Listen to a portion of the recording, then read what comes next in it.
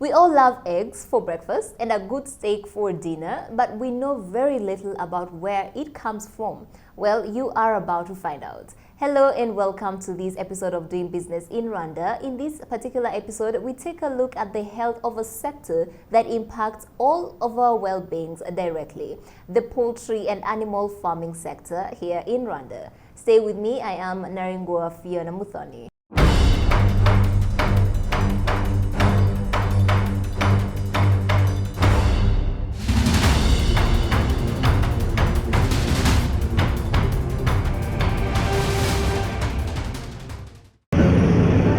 Rapid urbanization, improved income, and the growing demand for animal protein has driven substantial growth in the poultry sector in East Africa and subsequently here in Rwanda, where poultry farming has seen a shift from rural to subsistence farming to attracting entrepreneurs, sparking a new age of development in this sector. The poultry sector is pretty much managing to develop despite the challenges, and so I would say it is positioned second after the dairy subsector in terms of contribution of the livestock into the agriculture GDP, even the national GDP.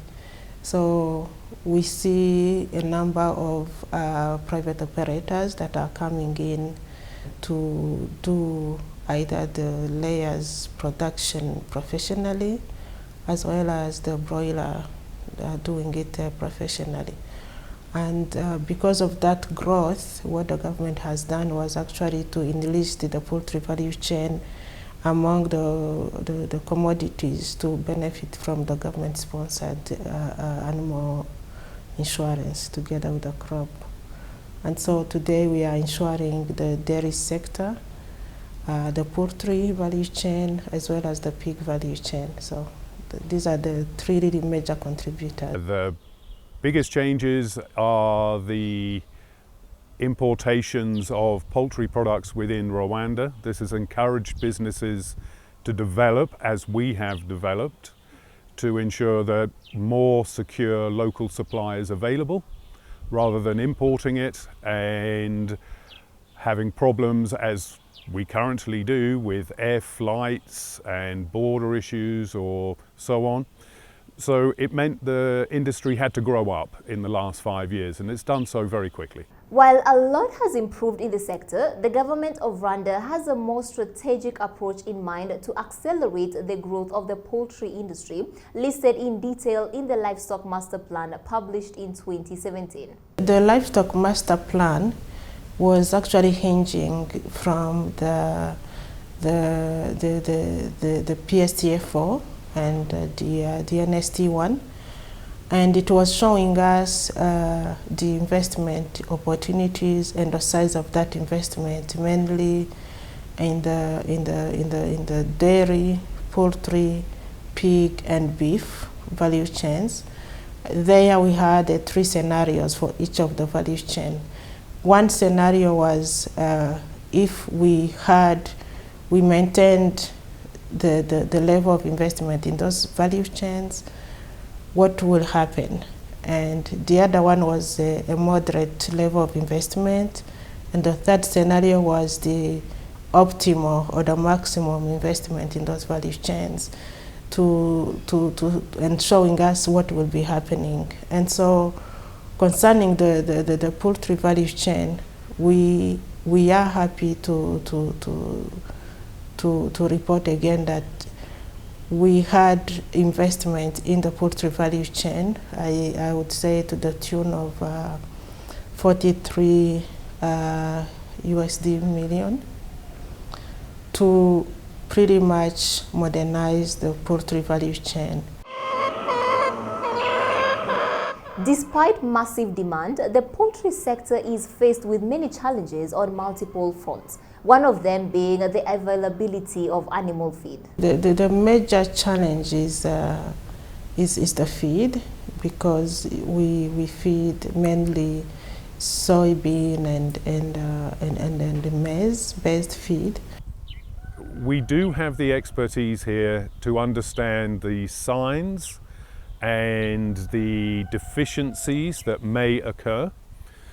And we take a decision that we keep certain materials so we can supplement. If we see certain deficiencies, we supplement our feed. We understand there are stresses and strains in the feed supply chain, as in the raw materials, maize, soya, and other materials. So we have adapted to that to ensure that if we understand where the stresses are, we can, within our company itself, we can take care of that particular issue. Established in 2013 by an American foundation, Zamura Feeds is one of the farms helping Rwanda's livestock meet its genetic potential. The most difficult challenges we've faced in the poultry industry are access to low-cost, quality, consistent inputs. And that is really why farmers say their biggest issue is feed. A feed mill like Zamura is the middleman between the grain industry and production. And so if we don't have access to, right now maize and soy are the most efficient converters of carbohydrates and proteins into muscle mass for broiler chickens, into eggs for layer chickens. They're the most efficient ingredients we have, and if we don't have access to good quality, to good prices, to the volume we need, then that is a bottleneck that then impacts the farmers. The other issue that I see farmers dealing with is just limited access to markets who can pay for that feed. So we sell very little dairy feed because dairy farmers aren't making enough money off of milk to afford the feed as an input. So our goal is really to help our farmers get access to markets that pay for our feed. And in the egg industry, we know our feed can make an egg farm profitable. And in the broiler industry, our feed is also making other companies profitable and other farmers profitable. So we know it's possible, but the market has to grow for these farmers to be able to pay for feed. And then the grain industry has to grow so that we have the inputs we need to keep feeding these animals. Feed is by far the most costly and the one that you have to monitor constantly. When we started Chief Chicks, we took a decision to stop producing feed ourselves and buy feed in. This was very much a commercial decision. We did not want the distraction of producing feed, so we decided we would partner with various other companies, and therefore we can concentrate on our breeder operation to ensure that we get the right production targets, the right output, and therefore keep our costs low enough. Only a year ago, the fear and confusion brought about by the onset of the COVID-19 pandemic reduced the demand for eggs and meats in the country substantially, leaving poultry farmers distraught. We gave away thousands of kilos of product because it was either destroying that product or allow people to come and take it, and it was given freely. The reason why you do it, because when you're in lockdown, there's very little you can do. There's no work, there's no income. So part of what we tried to do was talk to the local community. We had them come here to help us control it, so it wasn't a free-for-all, and it was distributed on a daily basis until we ran out of chickens to actually distribute. During this COVID event, we have noticed that with the restriction of movement from across the countries, we did realize that we actually needed to be somehow more reliant in terms of production of enough maize and soybean, as well as looking at some other alternative source of especially protein. And so we are venturing in production of industrial production of black soldier flies together with the private sector and other partners. So before COVID, we were placing 5,000 birds a week and having a regular flow of chicken to hotels and restaurants and then exporting to Rubavu. And since COVID, we've had to learn what is the number per week we could place to keep everything in flow, meet our customer demand, not be too high, but also not leave farmers without chickens in the field. Catalyzed by the pandemic, poverty among poultry farmers became a major concern for the Rwandan government. This led them to launch Enabel's agri-interventions. So basically, as you see, our more objectives are to support the commercialization of poultry and pig value chain.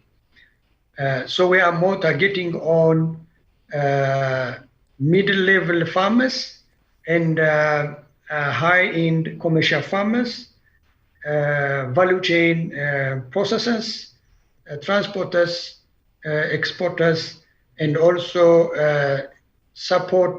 input support chain like animal feed. When I arrived in Rwanda in 2015, there was no hatcheries here, apart from the government facility. And now there must be at least 5 different hatcheries. And there are 4 different farms with breeder stock. And this takes a technical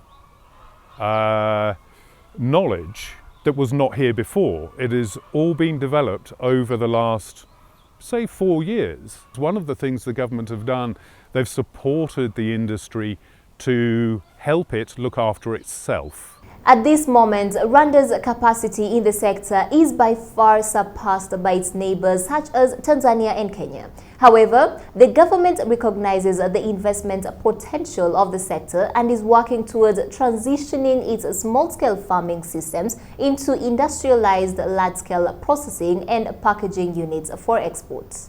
We are also, through the same project, it's called PRISM. We are building some slaughter/processing facilities that are modern. They are going to be also private sector driven, so that we for instance are able to have, if you have guests and you don't want to offer them a whole chicken, you want only to give maybe only legs or breast, you just find them. So we are putting a lot of emphasis on processing and conservation and marketing at large. Usually we import our adult chicks from Belgium, from the Netherlands mainly, and from Turkey to a lesser extent. But recently we have had issues of avian influenza in those countries.